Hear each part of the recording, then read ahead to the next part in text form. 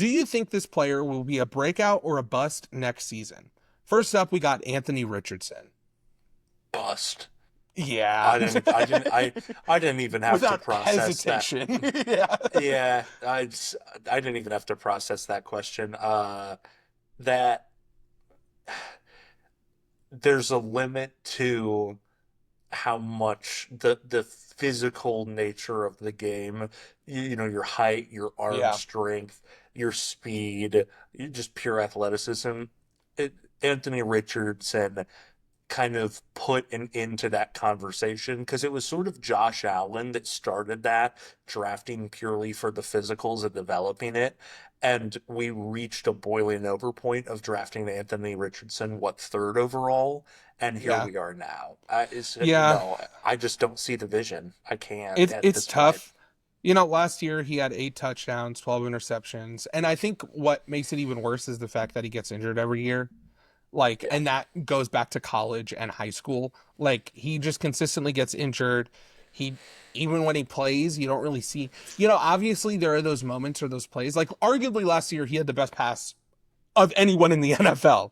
Yep. But, like, when you look at it cumulatively and have, like, a larger sample size, Yeah. last year in those 11 games, he had a 61.6 passer rating, 1,800 yards, 8 touchdowns, 12 interceptions.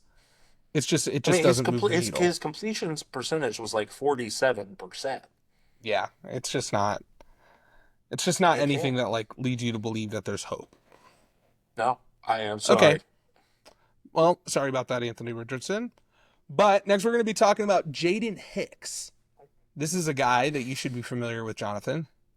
I am. And Jaden Hicks was actually the draft pick last season that I was behind Kingsley Suamataia, which didn't pan out entirely, although they're going to be transitioning him to guard. So We'll see. I think we'll see how that goes. Jaden Hicks was the pick that I was the most excited about. He hits like a train. He hits He like an really does. absolute. He really does. There are words that I can't say that I wish I could use to describe He how messes much of a people up. physical force Yeah. Jaden Hicks is to playing the position on the field that he does. The reason that I would believe and I would say a breakout is certainly more likely than a bust is because, and it's almost something to where, I mean, this is a compliment, it's not even because of him. It's because how much I trust Steve Spagnuolo and just the Chiefs in general developing players in the secondary. Yeah. They just have such a track record. I don't want to come off like a homer as a Chiefs fan, but they just objectively have the track record of doing it with guys that I can't say that it's more likely he's Well, a bust than a breakout season. I think when it comes to the Chiefs, and we talked about this a little bit before when I was talking about the Bengals and the blueprint in terms of like how do you create teams that can sustain winning for so many Mhm. years. They basically what they decided to do is they picked their guys, right? They picked Patrick Mahomes and they kept stuck with him. They picked Travis Kelsey. They picked, now they're picking Creed Humphrey. They picked Chris Jones. And some of the guys they said, this isn't going to work out. They traded Tooney, they traded Tyreek Hill. But Tyreek, yeah. but the thing that they did that they consistently do is they say we are going to live within this certain unit on the field. We're going to primarily fulfill the needs that we have of this unit within the draft. And secondary, I think, is the greatest example of that, Yeah. where, they just fall into and get Trent McDuffie and turn him into, top five corner at the, like, like at least. Yeah, Like, this is I mean, just I think yeah, I think he's pushing top on three, that top maybe. three category for Yeah. sure. So basically, my point is just to say that the Chiefs have had a track record of being able to supplement this position group with really, really good players through the draft. And I don't see a reason why they wouldn't be able to do that after, Jordan Reed left and he's kind of their 100%. replacement. All right. Next, we got Trevor Lawrence. Breakout or bust? I think I have to go. I think I got to go bust. Yeah, I think I have to give up on Trevor Lawrence. I think it's time. I think at a certain point, the league flies by you if you don't maintain pace. And so I think, and that's not even necessarily to say just for reference. This doesn't mean I think he'll have an even worse season than he did last year. It just yeah, means that I don't see there's faint hope for me to believe that he can return to the quarterback that at one point led a four possession comeback and played. Now, Mahomes, that was the season where he rolled his ankle very badly. So you yeah, have to take that into the context. He did that in that Jaguars game, like in the divisional round, but played the Chiefs closely in that divisional round. I think it's far more likely that we get a version closer to last season than quote unquote peak Trevor Lawrence. yeah. This is a tough one too, because I felt like he already had his breakout season in the season that you're referring to. And Yeah. I think that I tend to Well, to go remember towards contextually, it was kind of a breakout half season, really true, only the second true, half. true. But I think that for him, you also have to take into account like he was the first overall pick. And so like what does that mean? Like for him to have a breakout season. For me, that means that he's gonna definitively be an elite quarterback. And whatever that means to you. And so when I'm looking at Trevor Lawrence, I think that next year is his best opportunity. I think Liam Cohen is going to be able to maximize him to his fullest extent.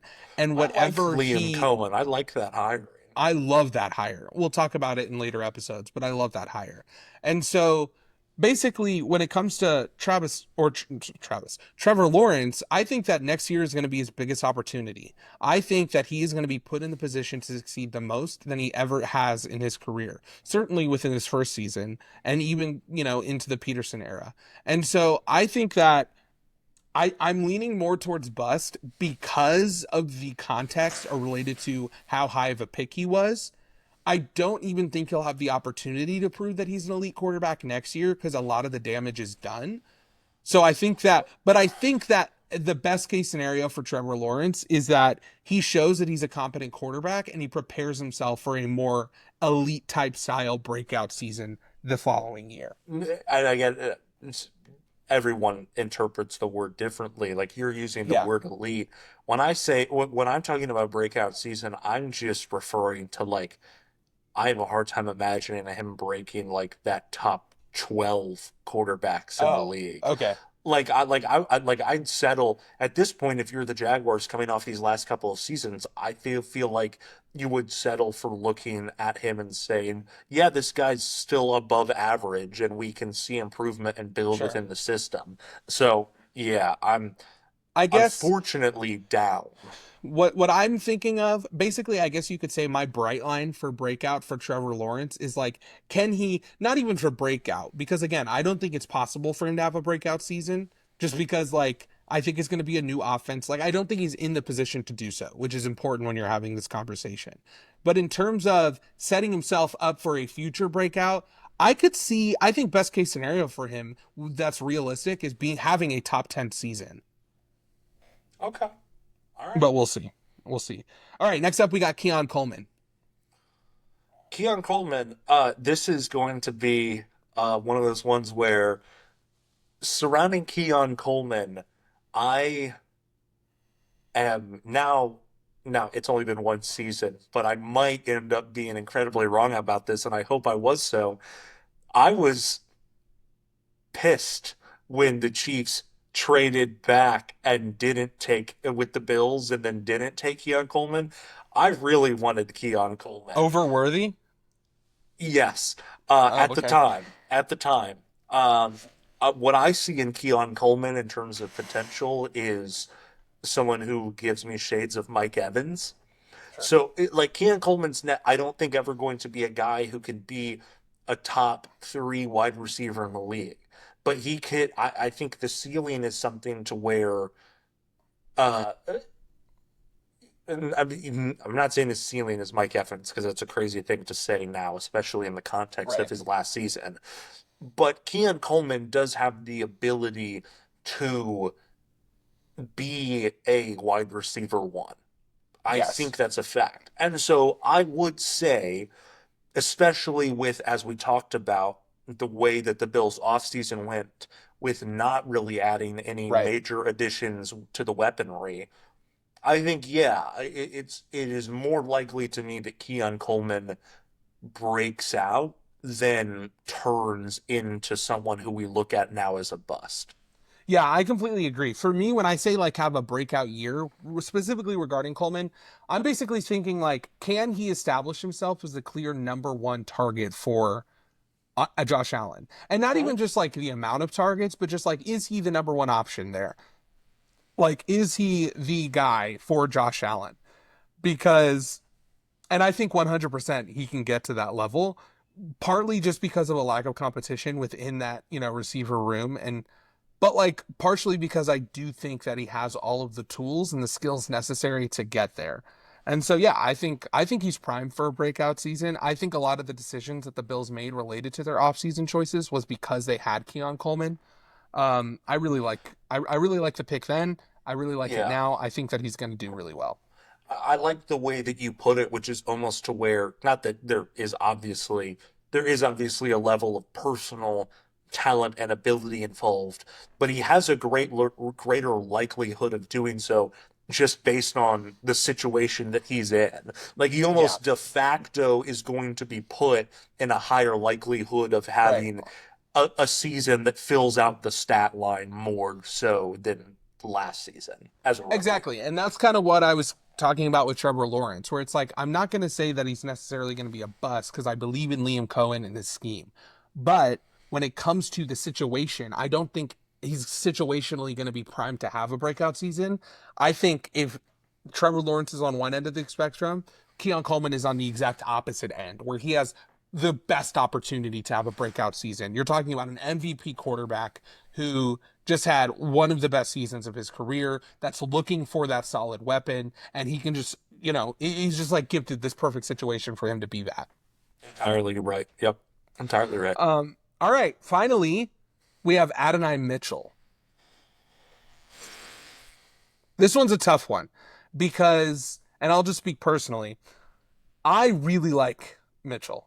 I think that he has the potential to be a really, really good, maybe even top five wide receiver within the NFL. Last year, he had 23 receptions for 55 targets, 312 yards, and was a big kind of deep threat. He had almost breakout games. His biggest issue was he struggled with drops. And I'm not Yeah. going to say Yeah. that that isn't a big issue. That is a big issue. And I don't think that next year, and you have to take context into it. Is Anthony Richardson the type of quarterback that can allow a young wide receiver to have a breakout season? I think no, right? And okay, Yeah. maybe Anthony Richardson doesn't work out. Is Daniel Jones able to do that? Maybe. Again, I I mean, don't think so. maybe this is a Maybe hot take. he I mean, is just because of Malik Daniel Neighbors, Jones is but more likely to than Anthony Richardson. I'll oh, I say that agree. I right mean, now. that Loki happened last year with Malik Neighbors. So, but I think they're on different levels. The point I'm making is basically last year heading into week 10, Adonai Mitchell, listen to this. What led wide receivers in the NFL in terms of the advanced metrics that measure separation. But he also was one of the worst wide receivers when it comes to dropping the To ball. drops. Yeah. So for a guy who's 6'4" and 4'3" and runs a 4.340 to be able to create that much separation just provides Crazy. such an incredible ceiling. If he Yeah. can figure out how to catch the ball, I think that he can be incredible. Do I think I, that's going to happen next year? No. So I think he's going to be a bust, I guess, in the context of this game. But I don't think, I think that eventually he'll get there. yeah, this seems like a situation to where it's someone who, because of the context of the situation that he's in, specifically who's throwing him the ball, like he's going to go completely under the radar. And whether it's because he gets traded to another team or the quarterback situation completely changes around. The first season after any sort of major change to his situation, people are going to go, whoa, I mean, this guy, we thought he was a bust, but, he's finally come back on the scene. And it's like, Exactly. well, he kind of was already there. He just didn't He have didn't have the the opportunity. pieces around him to be able to thrive. So I'm Yeah. with you there to where I don't think it's likely that he has a breakout, but I almost feel bad saying that it's then a bust. Yeah, exactly.